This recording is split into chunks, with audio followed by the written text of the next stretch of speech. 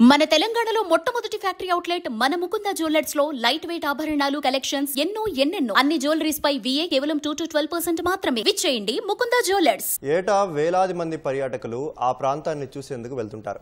ఎండాకాలం వానాకాలం అనే తేడా లేకుండా నిత్యం వందలాది మంది ఆ ప్రాజెక్టును సందర్శిస్తుంటారు.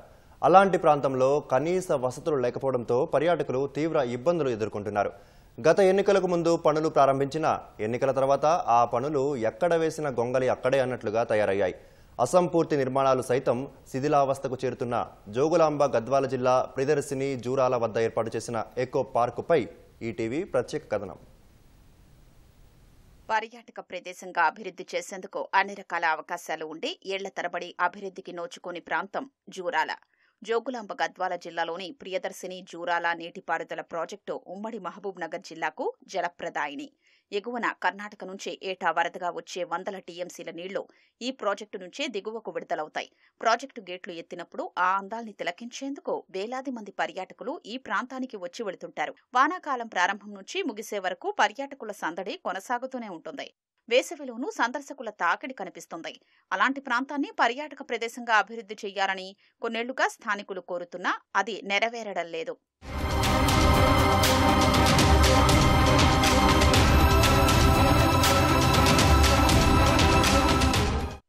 జూరాల వద్ద పర్యాటక అభివృద్ధికి 2018 ఎన్నికల సమయంలో ప్రత్యేక నిధుల నుంచి 15 కోట్లతో పరిపాలనా అనుమతులు మంజూరు చేశారు. అయినా పనులు ప్రారంభానికి ఏడాదిన్నర పట్టింది. 2021 సెప్టెంబర్ 14వ తేదీన అప్పటి ఐటీ మంత్రి కేటీఆర్ భూమి పూజ చేసి పనులు ప్రారంభించారు. 11 కోట్ల 60 లక్షల రూపాయల అంచనాతో పనులు పొందిన గుత్తేదారులు నిధుల కొరత సాకుతో నెలల పాటు పనులు నత్తనడకన సాగించారు. 2023లో నిర్మాణాల పనులు కాస్త పురోగతిలోకొచ్చాయి. 2024లో నత్తనడకన సాగి చివరకు పనులు మధ్యలోనే ఆపేశారు.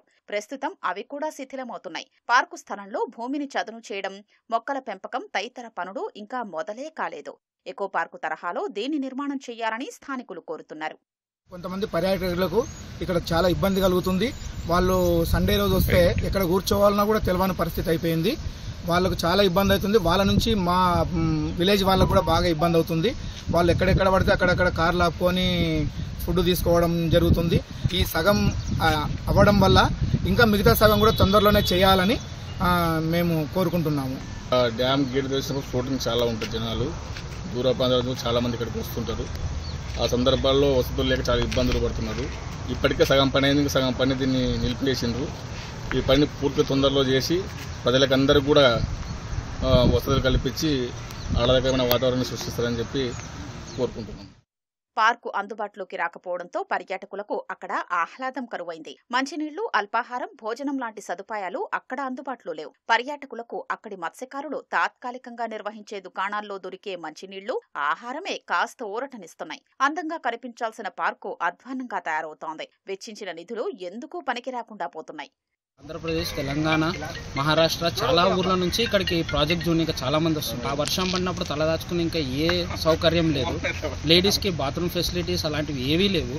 ఇక్కడ మెయిన్ థింగ్ కూర్చొని తినడానికి కానీ నిలబడడానికి, వాన పడితే మాత్రం ఇక్కడ అసలు ఏ సదుపాయం లేదు. తొందరలో ఇది కంప్లీట్ అయితే మాకు బాగుంటుందని కోరుకుంటున్నాం. ఏరియా కూడా డెవలప్మెంట్ బాగా అవుతుంది. ఇక్కడ ఫుడ్ ఫెసిలిటీ కూడా చాలా కొద్దిగా తక్కువ. ఇక్కడ ఫుడ్ ఫెసిలిటీ అయితే కూడా హోటల్స్ కూడా ఇక్కడ ఏవీ లేవు. హోటల్స్, రెస్టారెంట్స్ కూడా రావాలి, వస్తే చాలా మాకు బాగుంటుంది. దాదాపు ఇది 2-3 సంవత్సరాలు సగం పని దగ్గరనే ఆగింది. తర్వాత దీన్ని పట్టించుకునే నాదుడే లేడు. దీనివల్ల ఇక్కడ చుట్టుపక్కల గ్రామాలకి చాలా మందికి ఉపాధి కలుగుతుంది. పైన ట్రాఫిక్ జామ్ అవుతుంది. ఇది ఒక పార్క్ అయితే మనకు ఒక బెనిఫిట్ ఉంటుంది. ఇప్పుడు సగం వరకు ఆ సగం కంప్లీట్ చేయాలి. మనకు పట్టించుకుంటలేరు, చూసడానికి కూడా ఆ సౌకర్యం లేదు.